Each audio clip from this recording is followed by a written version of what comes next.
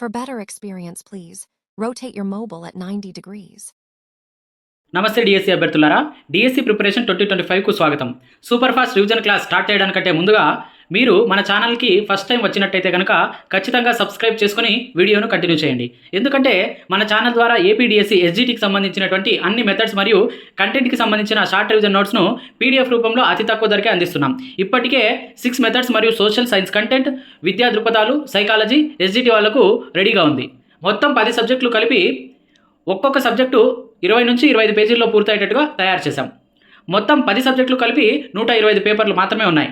ఈ పీడిఎఫ్ల ఖరీదు కూడా చాలా తక్కువ, అంటే 250కి అందుబాటులో ఉంది. అంటే ఒక్కొక్క సబ్జెక్టు 25 రూపాయలు మాత్రమే ఉన్నట్టు లెక్క. అతి తక్కువ పేజీల్లో నోట్స్ ప్రిపేర్ చేయడం వల్ల వీటి ద్వారా మీరు చాలా ఫాస్ట్గా రివిజన్ కంప్లీట్ చేయవచ్చు.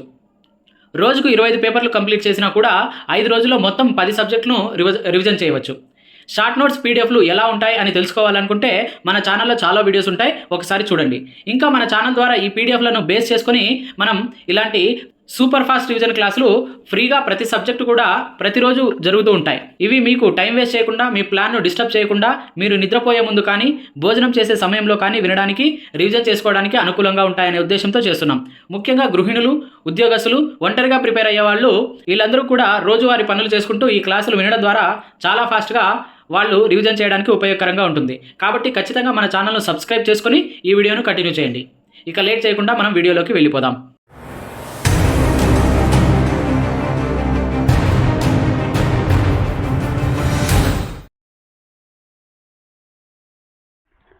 Short revision notes page number 14. ఈ పేజ్లో మనం సూక్ష్మజీవులు ఉపయోగకరమైనవి, ప్రమాదకరమైనవి, దీని గురించి మొత్తం తెలుసుకుంటాం.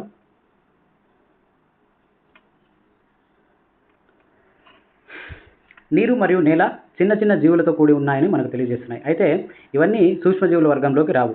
ఈ సూక్ష్మజీవులు పరిమాణంలో చాలా చిన్నవిగా ఉండి మామూలు కంటితో చూడలేనంతగా చిన్నగా ఉంటాయి. వీటిలో బ్రెడ్పై పెరిగే శిలీంధ్రాలు, బ్రెడ్ మోల్డ్ లేదా రైజోపస్ వంటి కొన్ని జీవులను భూతద్దంతో చూడవచ్చు. మిగిలిన వాటిని సూక్ష్మదర్శిని సహాయం లేకుండా చూడలేము. అందుకే వీటిని సూక్ష్మజీవులు అని అంటారు. సూక్ష్మజీవులు ప్రధానంగా 4 సమూహాలుగా వర్గీకరించబడ్డాయి. అవి బ్యాక్టీరియా, శిలీంధ్రాలు, ప్రోటోజోవా, కొన్ని శైవలాలు. వైరస్లు కూడా సూక్ష్మమైనవే, కానీ ఇవి సూక్ష్మజీవుల కన్నా భిన్నమైనవి. అయితే అతిధేయ జీవి యొక్క కణాల లోపల మాత్రమే ఈ వైరస్లు ప్రత్యుత్పత్తి జరుపుకుంటాయి. ఇది బ్యాక్టీరియా కావచ్చు, లేదా మొక్క, లేదా ఇంకేదైనా జంతువు కూడా కావచ్చు. వైరస్లు జలుబు, ఇన్ఫ్లుయెంజా అంటే ఫ్లూ మరియు చాలా రకాల దగ్గులు వంటి సాధారణ రుగ్మతలను కలుగజేస్తాయి. పోలియో మరియు చికెన్ పాక్స్ వంటి తీవ్రమైన వ్యాధులు కూడా వైరస్ వల్ల కలుగుతాయి. విరేచనాలు అంటే డిసెంట్రీ మరియు మలేరియా వంటి వ్యాధులు ప్రోటోజోవా అంటే ప్రోటోజోవన్ల వల్ల కలుగుతాయి. అయితే టైఫాయిడ్ మరియు క్షయ అంటే టీబీ ఇలాంటివి బ్యాక్టీరియా వల్ల కలిగే వ్యాధులు. సూక్ష్మజీవులు బ్యాక్టీరియా, కొన్ని శైవలాలు మరియు ప్రోటోజోవాల వలె ఏకకణయుతంగా లేదా శైవలాలు మరియు శిలీంధ్రాల వంటి బహుకణయుతంగా కానీ ఉంటాయి. చల్లని మంచు వాతావరణం నుంచి వేడి నీటి బుగ్గల వరకు మరియు ఎడారుల నుంచి చిత్తడి భూముల వరకు అన్ని రకాల వాతావరణ పరిస్థితుల్లోనూ ఇవి మనుగడ సాధించగలవు. ఇవి మానవులతో సహా ఇతర జంతువుల దేహాలలో కూడా నివసిస్తాయి. కొన్ని సూక్ష్మజీవులు ఇతర జీవులపై పెరుగుతాయి, మరికొన్ని స్వేచ్ఛగా ఉంటాయి. మన జీవితంలో సూక్ష్మజీవులు ముఖ్యమైన పాత్ర వహిస్తాయి. వీటిలో కొన్ని అనేక విధాలుగా ప్రయోజనకారిగా ఉండగా మరికొన్ని హానికరంగా కూడా వ్యాధులు కలుగజేస్తాయి. ఇప్పుడు స్నేహపూర్వక సూక్ష్మజీవుల గురించి చూసుకుంటే, సూక్ష్మజీవులను వివిధ రకాల ప్రయోజనాల కోసం ఉపయోగిస్తారు. వీటిని పెరుగు, బ్రెడ్, కేక్ తయారీలో ఉపయోగిస్తారు. పూర్వకాలం నుంచి సూక్ష్మజీవులను ఆల్కహాల్ తయారీకి ఉపయోగిస్తున్నారు. వీటిని పర్యావరణాన్ని శుభ్రం చేయడంలో కూడా ఉపయోగిస్తారు. ఉదాహరణకు సేంద్రియ వ్యర్థాలు అంటే కూరగాయల తొక్కలు, జంతువుల అవశేషాలు, మలం మొదలైన అన్నింటినీ కూడా బ్యాక్టీరియా వల్ల హానికరం కాని మరియు ఉపయోగకరమైన పదార్థాలుగా ఇవి విచ్ఛిన్నం చేయబడుతున్నాయి. ఔషధాల తయారీలో కూడా బ్యాక్టీరియాను ఉపయోగిస్తున్నారు. వ్యవసాయంలో నత్రజని స్థాపన చేయడం ద్వారా నేల సారాన్ని పెంచడం కోసం ఈ రైజోబియం బ్యాక్టీరియా మనకు ఉపయోగపడుతుంది. పెరుగు అనేక సూక్ష్మజీవులను కలిగి ఉంది. వీటిలో లాక్టోబాసిల్లస్ అనేటువంటి బ్యాక్టీరియా పెరుగు ఏర్పడడాన్ని ప్రోత్సహిస్తుంది. ఇది పాలలో వృద్ధి చెంది పాలను పెరుగుగా మారుస్తుంది. జున్ను, ఊరగాయలు మరియు అనేక ఇతర ఆహార పదార్థాల తయారీలో కూడా బ్యాక్టీరియా పాల్గొంటాయి. రవ్వ, సూజీ రవ్వ, ఇడ్లీలు మరియు భటురా అనేటువంటి ఒక రకమైనటువంటి పూరీల తయారీలో ఈ సూక్ష్మజీవులు అనేది ముఖ్యమైనటువంటి పదార్థం అన్నమాట.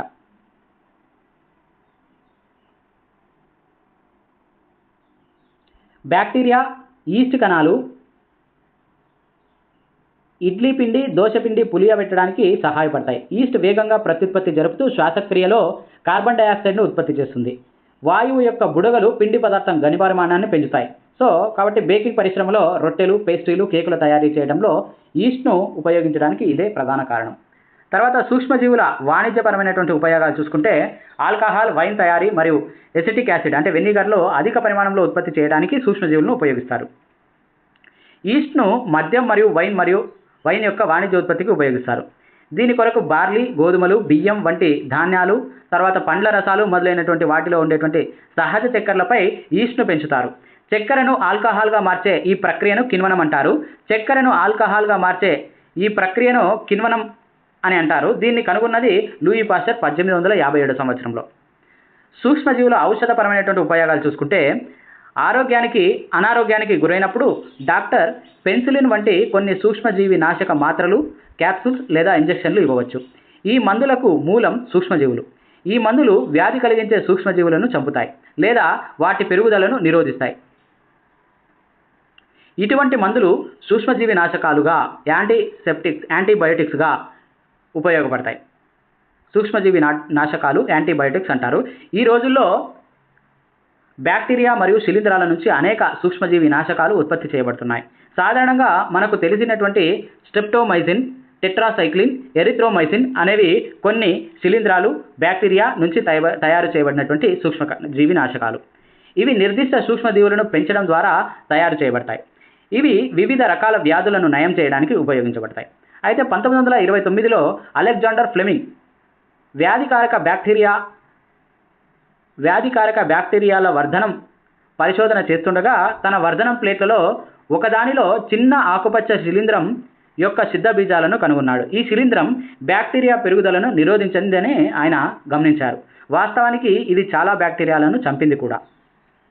ఈ శిలీంధ్రం నుంచి పెన్సిలిన్ని తయారు చేయబడింది.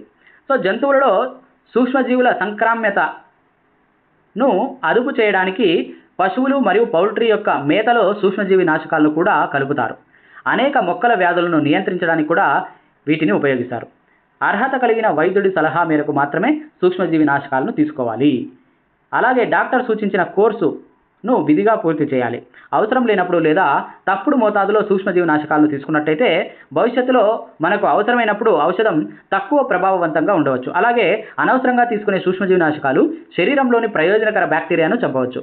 అయితే సూక్ష్మజీవి నాశకాలు జలుబు మరియు ఫ్లూకు వ్యతిరేకంగా సమర్థవంతంగా పనిచేయవు. ఎందుకంటే ఈ వ్యాధులు వైరస్ల వలన కలుగుతాయి. వ్యాక్సిన్లు, టీకాలు అంటాం మనము. వ్యాధికారక సూక్ష్మజీవులు మన దేహంలోనికి ప్రవేశించినప్పుడు వాటిపైన దాడి చేసి పోరాడటానికి మన దేహం ప్రతిరక్షకాలను ఉత్పత్తి చేస్తుంది. సూక్ష్మజీవులు మళ్ళీ ప్రవేశిస్తే ఎలా పోరాడాలో కూడా మన దేహంలోని ఆ కణాలు గుర్తుపెట్టుకుంటాయి. కాబట్టి చనిపోయిన లేదా బలహీనపరచబడినటువంటి సూక్ష్మజీవులను ఆరోగ్యమైన దేహంలోనికి ప్రవేశపెడితే దేహం తగిన ప్రతిరక్షకాలను ఉత్పత్తి చేసి దాడి చేసిన బ్యాక్టీరియాతో పోరాడి చంపుతుంది. ప్రతిరక్షకాలు దేహంలోనే ఉంటాయి.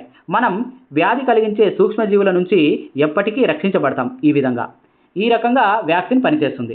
టీకాలు వేయటం ద్వారా కలరా, క్షయ, మశూచి, హెపటైటిస్తో సహా అనేక వ్యాధులను నివారించవచ్చు. ఎడ్వర్డ్ జెన్నర్ 1798లో మశూచి వ్యాధికి టీకాను కనుగొన్నాడు. వ్యాధుల నుంచి పిల్లలందరినీ రక్షించడం చాలా అవసరం. పల్స్ పోలియో కార్యక్రమం కింద పోలియో నుంచి పిల్లలకు రక్షణ కల్పించడానికి పిల్లలకు ఇచ్చే ఈ పోలియో చుక్కలు టీకాలే. ప్రపంచవ్యాప్తంగా మశూచి వ్యాధికి వ్యతిరేకంగా జరిగిన ప్రచారం వల్ల ప్రపంచంలోని చాలా ప్రాంతాల నుంచి దాని నిర్మూలన సాధ్యమైంది. ఈ రోజుల్లో అనేక వ్యాధుల నుంచి మానవులను, ఇతర జంతువులను రక్షించడానికి సూక్ష్మజీవుల నుంచి పెద్ద ఎత్తున వ్యాక్సిన్లు తయారు చేయబడుతున్నాయి. భూసారాన్ని పెంచడం ఎలా అంటే కొన్ని బ్యాక్టీరియాలు వాతావరణం నుంచి నత్రజనిని గ్రహించి నేలలో స్థాపన చేయడం ద్వారా భూసారాన్ని పెంచి నేలను సారవంతం చేస్తాయి. ఈ సూక్ష్మజీవులను సాధారణంగా జీవ నత్రజని స్థాపకాలు, బయోలాజికల్ నైట్రోజన్ ఫిక్సర్లుగా పేర్కొంటాం. సూక్ష్మజీవుల చర్యల ద్వారా మొక్కల వ్యర్థాలు సేంద్రియ ఎరువులుగా మార్చబడతాయి. ఈ ప్రక్రియలో విడుదలైనటువంటి పోషకాలను మొక్కలు మళ్ళీ ఉపయోగించుకోవచ్చు. అధిక పరిమాణంలో చనిపోయిన సేంద్రియ పదార్థాన్ని కుళ్ళిపోతున్నటువంటి మొక్కలు కొన్నిసార్లు చనిపోయిన జంతువుల రూపంలో కొంతకాలం తర్వాత ఆ పదార్థాలు అదృశ్యమవుతాయి. ఎందుకంటే మొక్కలు మరియు జంతువుల యొక్క సేంద్రియ వ్యర్థాలను సూక్ష్మజీవులు విచ్ఛిన్నం చేసి వాటిని సరళ పదార్థాలుగా మారుస్తాయి. ఈ పదార్థాలను ఇతర మొక్కలు లేదా జంతువులు ఉపయోగించుకుంటాయి. ఈ విధంగా సూక్ష్మజీవులను హానికరమైన మరియు చెడు వాసన గల పదార్థాలను విచ్ఛిన్నం చేసి తద్వారా పర్యావరణాన్ని శుభ్రం చేయడానికి కూడా ఉపయోగించుకోవచ్చు. మనం సూక్ష్మజీవుల్లో చూసుకుంటే ఇవి బ్యాక్టీరియా, తర్వాత క్లామిడోమోనాస్, స్పైరోగైరా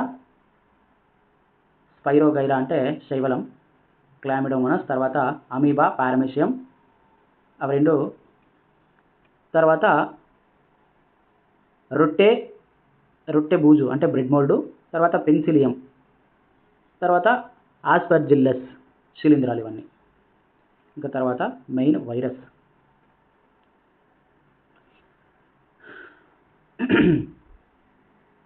ఇప్పుడు హానికరమైన సూక్ష్మజీవుల గురించి తీసుకుంటే సూక్ష్మజీవులు అనేక విధాలుగా హానికరం.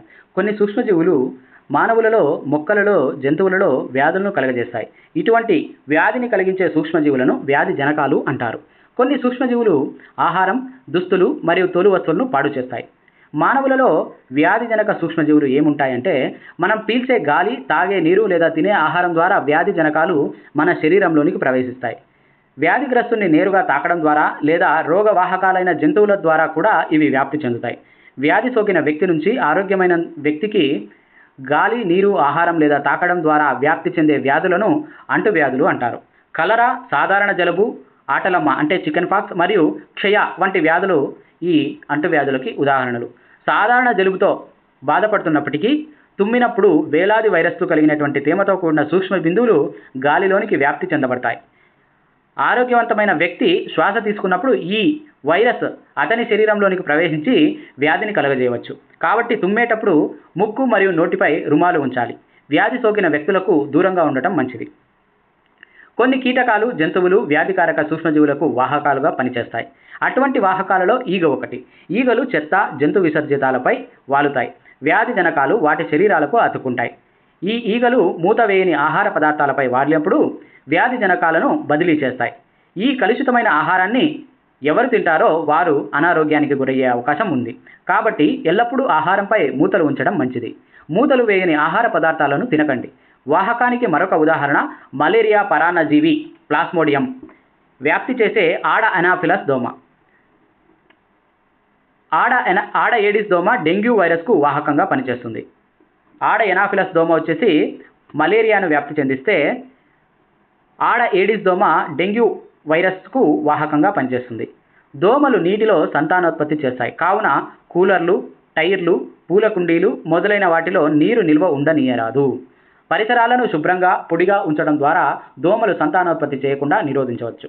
మానవునిలో సూక్ష్మజీవుల వల్ల కలిగే కొన్ని సాధారణ వ్యాధులు తీసుకుంటే క్షయ బ్యాక్టీరియా, తట్టు virus, chicken pox virus, polio virus ఇవన్నీ కూడా అంటువ్యాధులు వ్యాప్తి చెందే విధానం గాలి ద్వారా, తర్వాత చికెన్ పాక్స్ అనేది తాకడం ద్వారా, పోలియో అనేది నీటి ద్వారా. నివారణ చర్యలు తీసుకుంటే రోగిని పూర్తిగా వేరు చేసి ఉంచడం, రోగి యొక్క వ్యక్తిగత వస్తువులను ఇతరుల నుంచి దూరంగా ఉంచడం, తగిన వయసులో టీకాలు వేయించడం నివారణలు. తర్వాత కలరా, టైఫాయిడ్ బ్యాక్టీరియా వల్ల తర్వాత నీటి ద్వారా, ఆహారం ద్వారా వ్యాప్తి చెందుతుంది. వ్యక్తిగత పరిశుభ్రత, మంచి శుభ్రమైన అలవాట్లు కలిగి ఉండటం, బాగా ఉడికించిన ఆహారం తీసుకోవడం, కాచి చల్లార్చిన తాగునీటిని తాగడం, టీకాలు వేయించుకోవడం. హెపటైటిస్ ఏ వైరస్ ద్వారా, ఇది నీటి ద్వారా వ్యాప్తి చెందుతుంది. కాచి చల్లార్చిన నీటిని తాగడం మంచిది. తర్వాత మలేరియా, ఇది ప్రోటోజోవా ద్వారా. దోమలు వాహకాలుగా ఉంటాయి. దోమతెరలు నివారణలో ఉపయోగించడం, కీటక సంహారణను పిచికారీ చేయడం, పరిసరాల్లో నీరు నిల్వ ఉంచకుండా చేసి దోమల సంతానోత్పత్తిని నియంత్రించడం వల్ల మనకు ఈ వ్యాధులు తగ్గుతాయి. ఇంకా జంతువులలో వ్యాధి కారక సూక్ష్మజీవులు చూసుకుంటే అనేక సూక్ష్మజీవులు మానవులు మరియు మొక్కలలోనే కాకుండా ఇతర జంతువులలో కూడా వ్యాధులను కలిగిస్తాయి. రాబర్ట్ కోచ్ 1876 ఆంథ్రాక్స్ వ్యాధికి కారణమయ్యే బ్యాక్టీరియా బాసిల్లస్ ఆంథ్రసిస్ను కనుగొన్నాడు. ఉదాహరణకి ఆంథ్రాక్స్ బ్యాక్టీరియా వలన మానవులలోనూ పశువులలోనూ కలిగే ప్రమాదకరమైన వ్యాధి పశువులలో వచ్చే గాలికుంటు వ్యాధి వైరస్ వలన కలుగుతుంది. సో సూక్ష్మజీవుల వల్ల మొక్కలలో కలిగే కొన్ని వ్యాధులు చూసుకుంటే సిట్రస్ కాంకర్ బ్యాక్టీరియా వల్ల వస్తుంది, గాలి వాహకంగా పనిచేస్తుంది. గోధుమలో కుంకుమ తెగలు శిలీంధ్రం వల్ల వస్తుంది, గాలి విత్తనాలు వాహకాలుగా ఉంటాయి. బెండకాయలో పసుపు ఈనెల మెజాయిక్ తెగలు, ఇది వైరస్ ద్వారా వస్తుంది, కీటకాలు వాహకాలుగా పనిచేస్తాయి. మొక్కలలో వ్యాధికారక సూక్ష్మజీవులు గోధుమ, బియ్యం, బంగాళదుంప, చెరుకు, నారింజ, యాపిల్ మరియు ఇతర మొక్కలలో అనేక సూక్ష్మజీవులు వ్యాధులను కలుగజేస్తాయి. ఈ వ్యాధులు పంటల దిగుబడిని తగ్గిస్తాయి. ఈ సూక్ష్మజీవులను కొన్ని రసాయనాలు ఉపయోగించి తగ్గించవచ్చు. తర్వాత ఆహారం విషతుల్యం కావడం, ఇవి కొన్ని చిన్న టాపిక్స్ ఉన్నాయి. ఆహారం విషతుల్యం కావడం వల్ల ఏం జరుగుతుంది? కొన్ని సూక్ష్మజీవుల వలన పాడైన ఆహారాన్ని తినడం వల్ల ఫుడ్ పాయిజనింగ్ కలగవచ్చు. మనం ఆహారంపై అభివృద్ధి చెందే సూక్ష్మజీవులు కొన్నిసార్లు విష పదార్థాలను ఉత్పత్తి చేస్తాయి. ఇవి ఆహారాన్ని విషపూరితం చేయడం వల్ల తీవ్రమైన అస్వస్థత, కొన్నిసార్లు మరణం కూడా సంభవించవచ్చు. కాబట్టి ఆహారాన్ని పాడవకుండా నిరోధించడానికి వాటిని సంరక్షించడం చాలా ముఖ్యం. ఆహారం నిల్వ చేయడం. సూక్ష్మజీవులు మన ఆహారాన్ని పాడు చేస్తాయి. పాడైన ఆహారం రంగు మారి చెడు వాసనను, చెడు రుచిని కలిగి ఉంటుంది. ఆహారంపై సూక్ష్మజీవులు దాడి నుంచి ఆహారాన్ని మనం వివిధ రకాలుగా రక్షించుకోవచ్చు. రసాయన పద్ధతి ఎలా అంటే, ఉప్పు, వంట నూనెలు సూక్ష్మజీవుల పెరుగుదలను నిరోధించడానికి ఉపయోగించే సాధారణ రసాయనాలు. అందువల్ల వీటిని నిల్వ చేసే పదార్థాలు అంటే ప్రిజర్వేటివ్స్ అంటారు. సూక్ష్మజీవుల దాడిని నిరోధించడానికి మనం ఊరగాయలకు ఉప్పు లేదా ఆమ్లాల వంటి నిల్వ చేసే పదార్థాలను కలుపుతాం. సోడియం బెంజోయేట్, సోడియం మెటాబైసల్ఫేట్ అనేవి సాధారణ నిల్వ చేసే పదార్థాలు. సోడియం బెంజోయేట్ మరియు సోడియం మెటాబైసల్ఫేట్ అనేవి సాధారణ నిల్వ చేసే పదార్థాలు. వీటిని జామ్లు, స్క్వాష్లలో కూడా ఇవి పాడవకుండా ఉపయోగిస్తారు. సాధారణ ఉప్పుతో నిల్వ చేయడం ఎలా అంటే, మాంసం, చేపలను నిల్వ చేయడానికి ఉప్పును యుగాలుగా ఉపయోగిస్తున్నారు. మాంసం, చేపలకు పొడి ఉప్పు కలపడం ద్వారా బ్యాక్టీరియా పెరుగుదలను నిరోధిస్తారు. ఉసిరి, పచ్చి మామిడి, చింతపండు మొదలైన వాటిని నిల్వ చేయడానికి కూడా ఉప్పును ఉపయోగిస్తారు. చక్కెరతో నిల్వ చేయడం ఎలా అంటే, జామ్లు, జెల్లీ, స్క్వాష్లు చక్కెర కలపడం ద్వారా నిల్వ చేస్తారు. చక్కెర తేమ శాతాన్ని తగ్గించి ఆహారాన్ని పాడు చేసే బ్యాక్టీరియా పెరుగుదలను నిరోధిస్తుంది. నూనె, వెనిగర్లో నిల్వ చేయడం. వీటిలో నిల్వ చేయడం వల్ల ఊరగాయలు చెడిపోకుండా నిరోధించవచ్చు, ఎందుకంటే బ్యాక్టీరియా ఆ వాతావరణంలో జీవించలేవు. కూరగాయలు, పండ్లు, చేపలు, మాంసం ఈ పద్ధతి ద్వారా నిల్వ చేస్తారు. వేడి చేయడం, శీతలీకరించడం ద్వారా నిల్వ చేయడం ఎలా అంటే, తక్కువ ఉష్ణోగ్రత వద్ద సూక్ష్మజీవులు పెరుగుదల తగ్గిపోతుంది. పాశ్చరైజేషన్ అంటే పాశ్చరైజ్డ్ పాలను మరిగించకుండానే మనం స్వీకరించవచ్చు, అంటే తీసుకోవచ్చు, తాగవచ్చు. ఎందుకంటే దీనిలో హానికరమైనటువంటి సూక్ష్మజీవులు ఉండవు. పాలను 15 నుంచి 30 సెకండ్ల పాటు సుమారు 70 సెంటీగ్రేడ్ వరకు వేడి చేసి ఆ పైన వెంటనే చల్లబరిచి నిల్వ చేస్తారు. ఇలా చేయడం వలన సూక్ష్మజీవుల పెరుగుదల నిరోధించబడుతుంది. ఈ ప్రక్రియను లూయి పాశ్చర్ కనుగొన్నారు. దీనిని పాశ్చరైజేషన్ అంటారు. నిల్వ, ప్యాకింగ్. ఈ రోజుల్లో ఎండు ఫలాలు, డ్రై ఫ్రూట్స్, కూరగాయలను కూడా సూక్ష్మజీవుల దాడి నుంచి నిరోధించడానికి గాలి లేని బిగుతైన సీల్ వేయబడినటువంటి ప్యాకెట్లలో విక్రయిస్తారు. చివరిగా నత్రజని స్థాపన. రైజోబియం అనే బ్యాక్టీరియా చిక్కుడు జాతి మొక్కలలో అంటే పప్పుధాన్యాలు నత్రజని స్థాపనలో పాల్గొంటాయి. బీన్స్ మరియు బఠానీ వంటి చిక్కుడు జాతి లెగుమినసి మొక్కల వేర్ల బుడిపలలో రైజోబియం సహజీవనం చేస్తుంది. కొన్నిసార్లు మెరుపుల వల్ల కూడా నత్రజని స్థాపన జరుగుతుంది, కానీ వాతావరణంలో నత్రజని పరిమాణం స్థిరంగా ఉంటుంది. నత్రజని వలయం చూసుకుంటే, కేంద్రకామ్లాలు, విటమిన్లలో నత్రజని ఒక ముఖ్యమైన భాగం. వాతావరణంలోని నత్రజనిని మొక్కలు, జంతువులు నేరుగా తీసుకోలేవు. నేలలో ఉండే కొన్ని బ్యాక్టీరియా, నీలి ఆకుపచ్చ శైవలాలు వాతావరణంలోని నత్రజనిని గ్రహించి నత్రజని సమ్మేళనగా మార్చి నేలలో స్థాపన చేస్తాయి. ఒకసారి నత్రజని ఈ ఉపయోగకరమైన సమ్మేళనగా మారిన తర్వాత నేల నుంచి మొక్కలు వేరు వ్యవస్థ ద్వారా వీటిని ఉపయోగించుకోవచ్చు. తర్వాత మొక్కల్లో ప్రోటీన్లు, ఇతర సమ్మేళనాల సంశ్లేషణ కోసం నత్రజని ఉపయోగించబడుతుంది. ఈ ప్రోటీన్లు, ఇతర నత్రజని సమ్మేళనాలు మొక్కలను ఆహారంగా తీసుకునే జంతువుల్లోకి చేరుతాయి.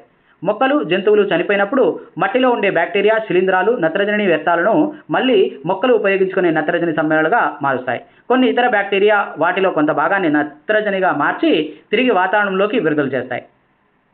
ఫలితంగా వాతావరణంలో నత్రజని శాతం ఇంచుమించుగా స్థిరంగా ఉంటుంది. ఇది నత్రజని యొక్క వలయం అన్నమాట. సో వాతావరణంలోని నత్రజని మెరుపుల ద్వారా నత్రజని స్థాపన భూమిలోకి జరుగుతుంది. తర్వాత నత్రజని స్థాపక బ్యాక్టీరియా వల్ల కూడా భూమిలోకి వస్తుంది. బ్యాక్టీరియా నత్రజని సమ్మేళనంగా స్థాపించడం జరుగుతుంది. తర్వాత బ్యాక్టీరియా నత్రజని సమ్మేళనాలను నత్రజని వాయువుగా మార్చే బ్యాక్టీరియాలు కూడా ఉంటాయి. తర్వాత మొక్కలు గ్రహిస్తుంది ఈ భూమిలో ఉన్నటువంటి నత్రజనిని మొక్కలు గ్రహిస్తుంది. మొక్కల నుంచి జంతువులు అవన్నీ తీసుకుంటాయి. జంతువులు తర్వాత విసర్జితాలుగా, తర్వాత కళేబరాలుగా చచ్చిపోయిన తర్వాత అవన్నీ కూడా మళ్ళీ బ్యాక్టీరియా ద్వారా, పూతికాహారం ద్వారా మళ్ళీ భూమిలోకి స్థాపించబడడం జరుగుతుందన్నమాట.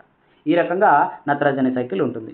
ఇది మొత్తం ఉపయోగకరమైనటువంటి సూక్ష్మజీవులు, అపాయకరమైనటువంటి సూక్ష్మజీవుల గురించి. అయితే ఇప్పుడు మనకి నెక్స్ట్ టాపిక్ ఏంటంటే కణం విధులు, కణ భాగాలు ఇవన్నీ. దాని తర్వాత కణజాలాలు. ఇంకా ఈ 2 టాపిక్స్తో బయాలజీ పూర్తవుతుంది.